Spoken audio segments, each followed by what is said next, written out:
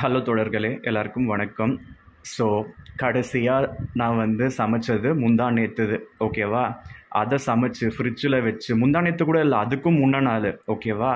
அது vegetable rice சமைச்சு ஃப்ரிட்ஜில் வச்சு மறுநாளும் சூடு பண்ணி சாப்பிட்டு மறுபடியும் ஃப்ரிட்ஜில் வச்சுட்டு நான் என்னுடைய கசினை தேடி காசு என்ன ரெடி பண்ணிட்டாங்களான்னு கேட்குறதுக்கு நான் திருச்சானூர் கீழ் திருப்பதி வரையும் போனேன்.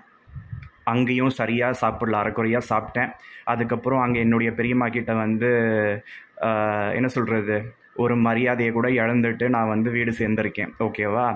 ஸோ மறுபடியும் அந்த பழைய வெஜிடபிள் ரைஸு ஃப்ரிட்ஜில் நல்லா தான் இருந்தது. 4 நாள் ஆனாலும் அது மறுபடியும் நான் சூடு பண்ணி சாப்பிட்டேன். அது ரொம்ப கம்மியாக தான் சாப்பிட்டேன். ஸோ அப்புறமா மாம்பழமெல்லாம் சாப்பிட்டு தீத்தாச்சு. ஸோ மாம்பழமெல்லாம் இருந்ததுனால தான் அதை சாப்பிட்டு கரெக்டாக இருந்தது பசிக்கு. ஸோ இப்போ பார்த்திங்கன்னா கிச்சடி, பான்சி ரவையும் தீர்ந்து போச்சு, நார்மல் ரவை தான் இருந்தது. அதனால் அந்த நார்மல் ரவை போட்டு உருளைக்கிழங்கு, கேரட்டு, பீன்ஸ் எல்லாம் போட்டு கிச்சடி செஞ்சுருக்கேன். ஸோ இந்த மாதிரி பார்த்திங்கன்னா ஒவ்வொரு நாளும் ஏகப்பட்ட சிரமம். இன்றைக்கி இது மட்டும் கிடையாது, சாப்பாடும் சரியில்லை. வெளியில் ஒரு குடிகார நாய், அந்த நாய் அதுவாக குடிச்சிட்டு வீட்டு முன்னாடி தெருநாய் மாதிரி கத்திக்கிட்டு கிடந்தது, கல்லாம் விட்டு எரியுது. அந்த புறம்போக்கை சமாளிக்கிறதுக்குள்ளே போதும் ஆச்சு. அவங்க வீட்டில் நார்மலாகவே அந்த புறம்போக்கு பற்றி சொன்னால் கண்டுக்க மாட்டாங்க, எனக்கு என்னன்ற மாதிரி இருப்பானுங்க. இன்றைக்கி என்னவோ பெரிய மனசு பண்ணி அவன் தம்பிக்காரன் தரன்னு நாய் எடுத்துகிட்டு போகிற மாதிரி எடுத்துகிட்டு போனான். இவனுங்களுக்கெல்லாம் என்ன தான் வேணும்னு தெரியல. நானே 1008 கஷ்டத்தில் இருக்கேன். 30 லட்சம் ரூபாய் கடனை வாங்கி கொடுத்துட்டு அந்த கடனை தீர்க்க முடியாமல் உட்காந்துக்கிட்டு இருக்கேன். அது பத்தாதுன்னு இந்த நாய்ங்களெல்லாம் வேறு பார்க்க வேண்டியதாக இருக்குது. தினமும் ரோதனையாக இருக்குதுங்க. எல்லார் கண்ணும் பட்டு ஒரே தலைவலி. அது பத்தாதுன்னு இது சமைச்சிக்கிட்டு இருந்தேன். இது சமைக்கிறப்ப நான் இன்ஸ்டியூட்க்கு ஃப்ரீலான்ஸ் பண்ணிக்கிட்டு இருக்கேன். அங்கேருந்து மெசேஜ் மேலே மெசேஜ் வருது. உங்கள் 2 ஸ்டூடெண்ட்டுக்கு ட்ரைனர் மாற்ற சொல்லி கேட்குறாங்க, என்ன ஆச்சு ஏதாச்சுன்னு.